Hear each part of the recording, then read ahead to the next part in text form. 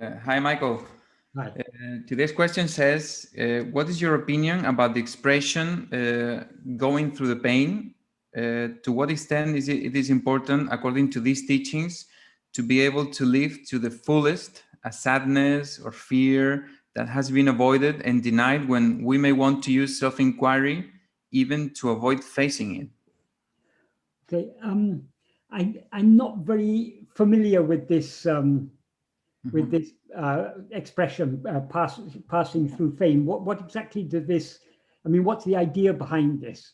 Yeah, the idea is that instead of when you feel a strong feeling, let's say like fear or sadness or guilt or anything, instead of doing the self-inquiry, you should allow the feeling to be there in order to see through it, or to see the real nature of that feeling, and to see that there's nothing on the other side of the feeling, or to see that it has no substance. But instead of rejecting, let's say, that feeling, you have to live it. You have to incarnate that feeling, or to embody the feeling and feel it. Okay. Mm-hmm. Whether or how that is effective, I do not know.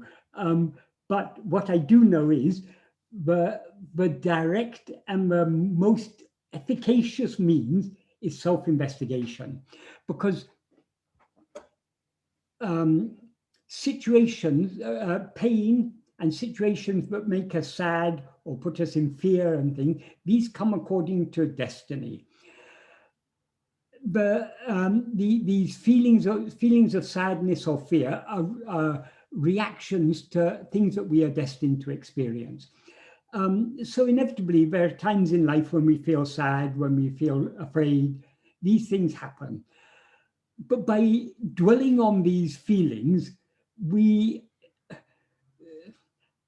I don't know what the benefit of dwelling on these feelings is, but what I do know is it's the most effective way to overcome these feelings is to turn our attention within, because all pain, all feelings of sadness or sense of fear, it all pertains to things other than ourselves.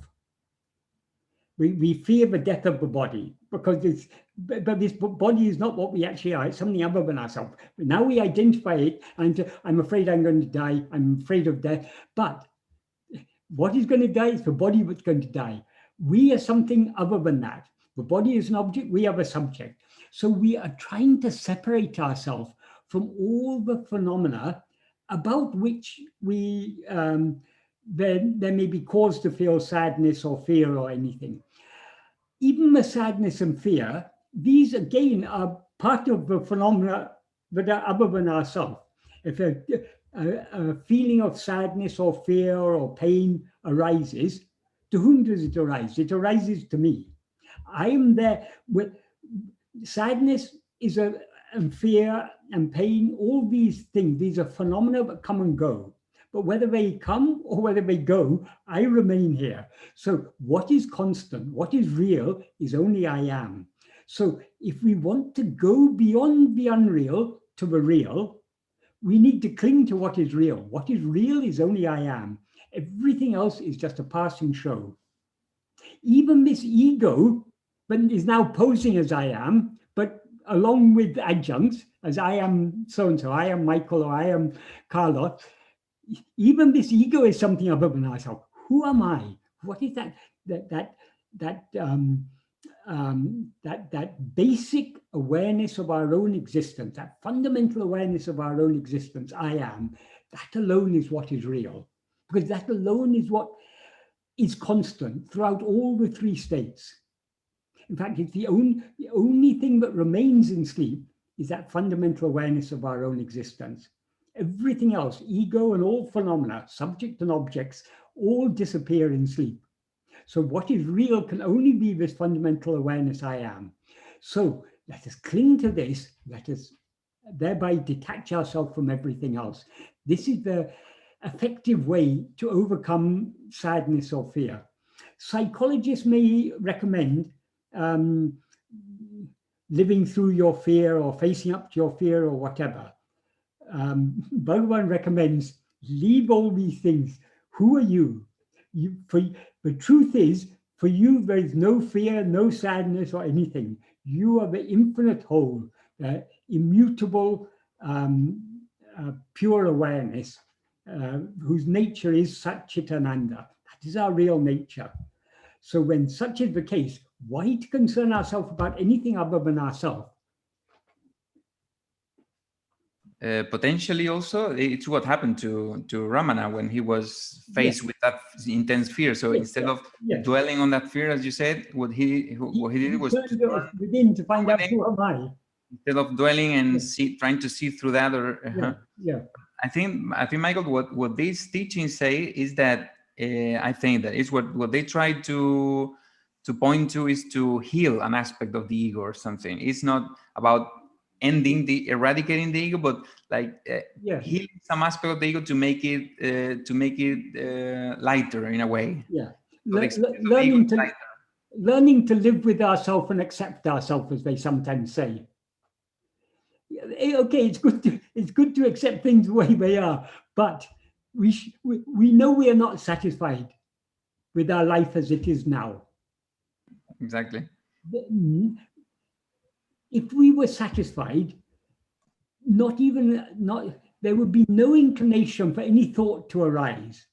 The fact that we are constantly thinking, constantly concerned about this or that, means we're not really satisfied. If we were really satisfied, we would not rise to think anything. So dissatisfaction is the very nature of ego. So if we want satisfaction, satisfaction can be found only in the infinite happiness that is our own real nature. To find that infinite happiness, we need to investigate ourselves. Yeah. This is why Bhagavan repeatedly emphasized what is real is only ourselves. Nothing else is real. In the 7th paragraph of Nana, he says very, very unequivocally, very strongly, Yatharthamai Uladu Atma Swarupamandre. That means what actually exists is only the real nature of oneself.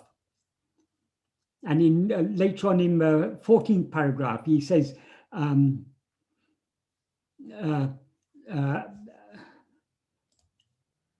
just read it.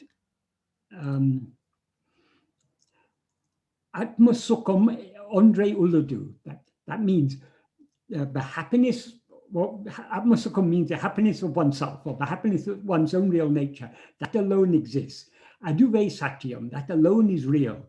So Bhagavan is constantly emphasizing this. And in Uladu Napadu, in the 13th verse, he says, Jnanamam, he begins by saying, Jnanamam Tane Me. Jnanam means awareness. Jnanamam Tane, oneself who is awareness, alone is real. So Bhagavan is constantly emphasizing that what is real is only ourselves. So since we alone are real, why should we be concerned about anything that is unreal?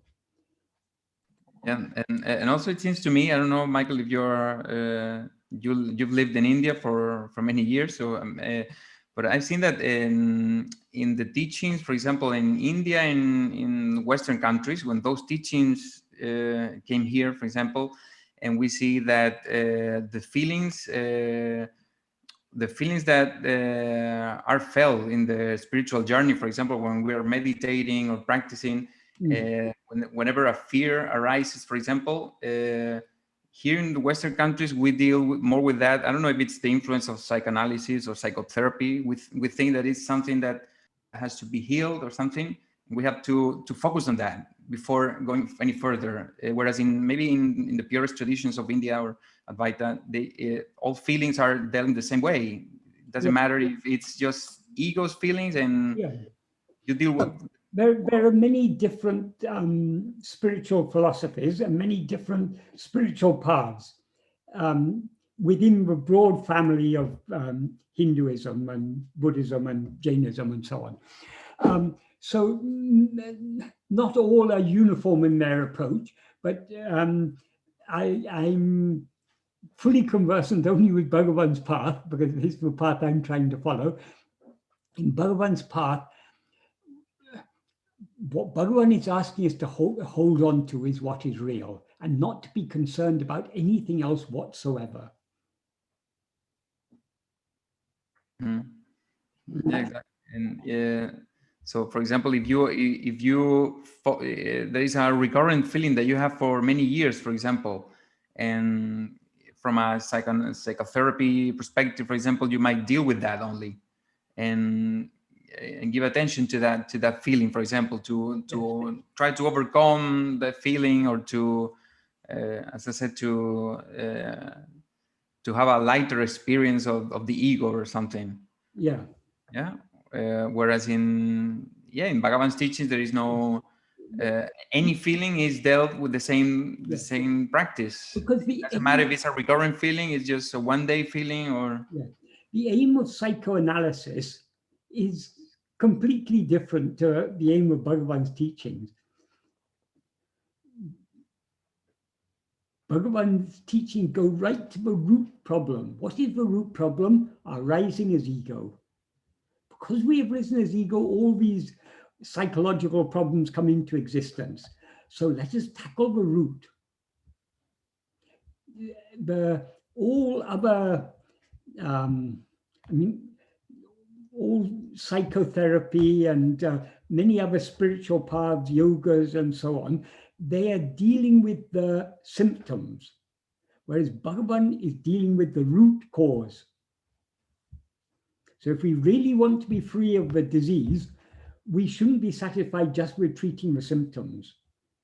Because you treat one symptom, another symptom pops up. Until you've dealt with the root cause, the disease doesn't go away. So the root cause of all our problems is our rising as ego. Why do we rise as ego? Ego is nothing but a false awareness of ourself. So it's because of our ignorance of ourself that we rise as ego. In fact, our ignorance of ourself is nothing but ego. Ignorance of ourself is the very nature of ego. So let's investigate this ego, find out what we actually are, and thereby put an end to ego and put an end to all our problems. So Bhagavan's teachings are extremely radical. What radical means, dealing with the root. He goes right to the root of all problems. Mm-hmm. Yeah, exactly. Arguably, Bhagavan goes deeper than in most Advaitic texts. They say the problem is avidya. Avidya means ajnana, ignorance of our real nature. But Bhagavan asks, for whom is that ignorance? For me. So who am I? That is, it is true. Self-ignorance is the problem, but for whom is the self-ignorance? Our real nature is never ignorant of itself because it's pure awareness. What is self-ignorant is ego. Self-ignorance is the very nature of ego. So dealing with this ego, only when we eradicate ego do we eradicate self-ignorance. In fact, self-ignorance and ego are synonymous.